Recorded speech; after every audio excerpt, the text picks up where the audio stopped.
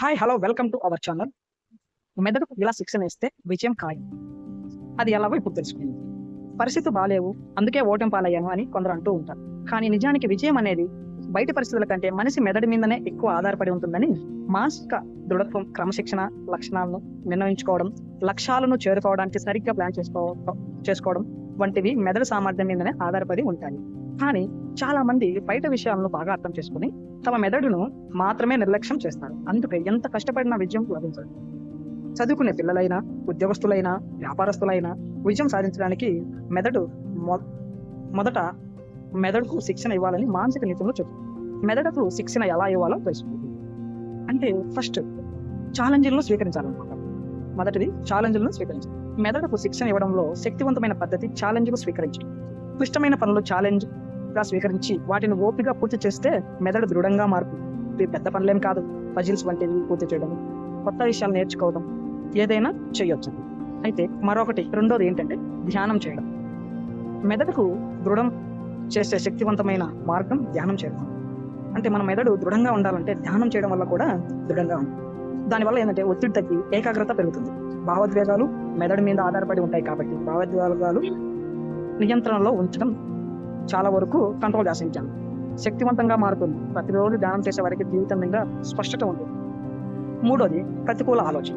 మనిషి జీవితంలో ప్రతికూల విషయాలు ఎలా అయితే ఎదురవుతాయో అదే విధంగా ప్రతికూల ఆలోచనలు కూడా వస్తూ ఉన్నాయి.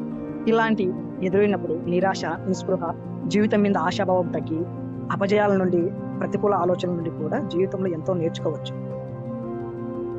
ఎలా అంటే ఈ నిస్పృహ, జీవితం మీద ఆశాభావం తగ్గినప్పుడు అపజయాలు వస్తూ ఉంటాయి కదా మనకు. వాటి నుండి కూడా ప్రతికూలాలను ఆలోచన నుండి కూడా మనము మార్చుకోవచ్చు అనమాట. దీన్ని సక్సెస్ గా మార్చుకోవచ్చు. ఎలాంటి పరిస్థితుల్లో అయినా పట్టుదలగా ఉంటే సక్సెస్ కు దగ్గరగా ఉంది. అయితే మరో విషయం ఏంటంటే ఇంద్రియాల కూడా శిక్షణ. అంటే ఇంద్రియాలు తెలుసు కదా మనకు, జ్ఞానేంద్రియాలు ఉంటాయి కదా. అవి వాసన చూడటం, వినటం, మాట్లాడటం, తినటం, స్పర్శ, ఇవన్నీ సాధారణంగా రోజులో జరిగేది. అయితే వీటిని రోజులో కనీసం 10 నిమిషాల పాటు ప్రతి విషయాన్ని సున్నితంగా పరిశీలించాలి.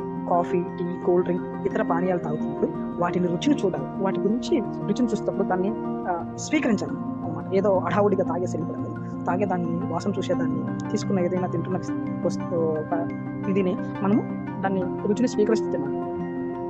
ఏదైనా వింటున్నప్పుడు అందులో అర్థాన్ని, ఎవరైనా తాకినప్పుడు శరీర స్పందనలు, వాసన చూసినప్పుడు మనసుకు ఎలాంటి అనుభూతి కలుగుతుందో అన్ని గమనిస్తే మెదడు చాలా దృఢంగా మారుతుంది. అదే ఇప్పుడు చెప్పుకున్నాం కదా. అలాగే కొత్త విషయాలు నేర్చుకోవడంలో ఉండాలన్నమాట. కొత్త విషయాలు నేర్చుకోవడంలో ఎప్పుడు మెదడును పదును పెడుతూనే ఉండాలి. కొత్త విషయాలు నేర్చుకునేటప్పుడు మెదడులో మైలిన్ అనే తెల్లని పదార్థం పెరుగుతూ ఉంటుంది. ఇది జ్ఞాపక శక్తికి మాత్రమే కాకుండా న్యూరాన్లను కూడా ప్రేరేపిస్తూ నాడి మార్గాలు క్లియర్ అవుతాయి. దేన్నైనా కాన్ఫిడెన్స్ తో చేసే మెంటాలిటీ అలవడుతుంది. సో ఇదండి. మనం చాలా మంది నాకు గుర్తుండట్లేదు, నేను డిప్రెషన్ లో ఉన్నాను, ఏం చేస్తున్నా అర్థం కావట్లేదు అని చాలా మంది ఎన్నో విధాలుగా ఉంటుంది. ముందు మనం సెల్ఫ్ కాన్ఫిడెన్స్ తో ఈ పనులు చేస్తే మన మెదడుకు మనమే ఛాలెంజ్. ఫర్ ఎగ్జాంపుల్ చెప్తా చూడండి. మనము రోజు బ్రష్ చేసేటప్పుడు రైట్ హ్యాండ్ తో చేస్తూ ఉంటాం. కానీ ఒక పనిని ఒకే విధంగా చేయడం వల్ల మన మెదడు అలానే అలవాడుతుంది. ఆ బ్రష్ చేసే విధాన్ని లెఫ్ట్ హ్యాండ్ తో చేయడం ఒక్కోసారి అలవాటు చేసుకోండి. మీ బ్రెయిన్ చాలా షార్ప్ గా పనిచేస్తుంది.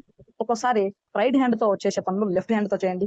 లెఫ్ట్ హ్యాండ్ తో చేసే పనులు రైట్ హ్యాండ్ తో చేస్తే మన మెదడు చాలా షార్ప్ గా తయారవుతుంది అనమాట. ఓకేనా? Thank you for watching video. Please subscribe to book mark YouTube channel.